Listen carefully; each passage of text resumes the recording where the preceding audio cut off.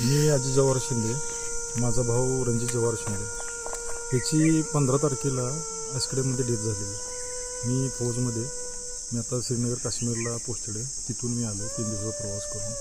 पण त्या 3 दिवसाच्या प्रवासामध्ये जे माझ्या मनाला हळहळ लागलेली होती ही सांगण्याजोगी नाही आहे. आणि ती हळहळ इथून पुढं कुठल्याही फौजीला या सिव्हिल माणसाला ती लागू नये यासाठी माझा आवाज आहे. 15 तारखेला संध्याकाळी लाकडाच्या अवैध प्रकारची वाहतूक इथून चाललेली होती. जवळजवळ 100 झाडे इथं तोडलेली आहेत. मी त्याच ठिकाणी आता उभा आहे, तेच बघायला आलेलो आहे. ना त्याचा कुठला परवाना आहे, ना कुणीतरी संमती दिली आहे, ना काय. रातची संमती कोण देतं मला एवढं सांगा.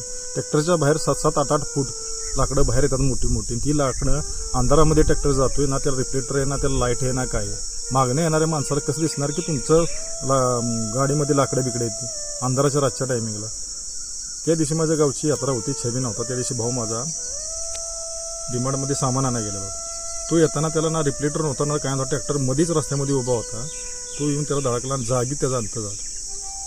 तर माझं वन विभागाला एवढंच मागणं आहे की तुम्ही ह्याच्यावर अजून 8 दिवस झाले मी ॲप्लिकेशन देऊन FIR कॉपी देऊन, तर तुम्ही अजून ह्याच्यावर काहीच कारवाई केलेली नाही आहे. ना इथं तुम्ही आलाय, ना इथला कुठला पंचनामा केला आहे, ना काय केला आहे. जर भोसले मॅडमला फोन केला तर भोसले मॅडम पंचनामा केले तारीख काय सांगतात 14 तारीख, 15 तारीख, 16 तारीख. त्यांना स्वतःच माहीत नाही की पंचनामा केला आहे काय. आणि शेवट फोन हा स्विच ऑफ करून ठेवतात. मग ही जी अधिकारी जे बसलेले आहेत महाराष्ट्रामध्ये कुठल्याही पोस्टवर बसलेला अधिकारी तो कोणासाठी आहे. मी एक स्वतः फौजी, आम्ही देशाचं रक्षण तिकडे करतो आणि आमच्या कुटुंबातला व्यक्ती माझा सक्का भाऊ तुमच्या अवैध प्रकारच्या लाकडाच्या वाहतुकीमुळं माझा भाऊ जागीच जातो. ह्याला जबाबदार कोण आहे? ह्याला जबाबदार वन विभाग आहे आणि बसलेले उच्च अधिकारी आहेत.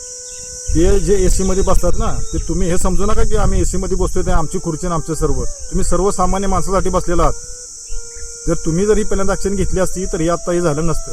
इथून पुढे मग तुम्हाला नम्र विनंती आहे की इथून पुढे तर यात लक्ष घाला आणि कुठल्याही सर्वसामान्य कुटुंबातील या कुठल्या फौजीच्या घरातील असा अवैध प्रकारच्या ट्रॅक्टरच्या जडकून कोणाचा मृत्यू होऊ देऊ नका. आणि ह्याच्यावर जास्तीत जास्त लक्ष घाला. जर तुम्ही ह्याच्यावर लक्ष नाही घातलं तर वन विभागातील जेवढे अधिकारी येतील त्यांच्यावर मी मनुष्यवधाचा गुन्हा हा मी दाखल करीन. हा मरून उपोषण पण वन विभागापाशी होईल. नमस्कार, मी विनोद मोहन शिंदे, प्रथम लोकनियुक्त सरपंच पानमळेवाडी.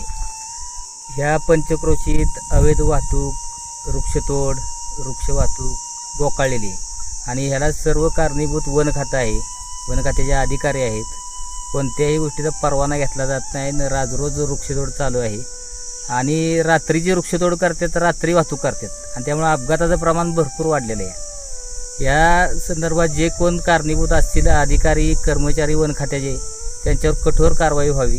तसेच या कुटुंबाला न्याय मिळण्यासाठी आमचे संपूर्ण गाव त्यांच्याबरोबर राहील.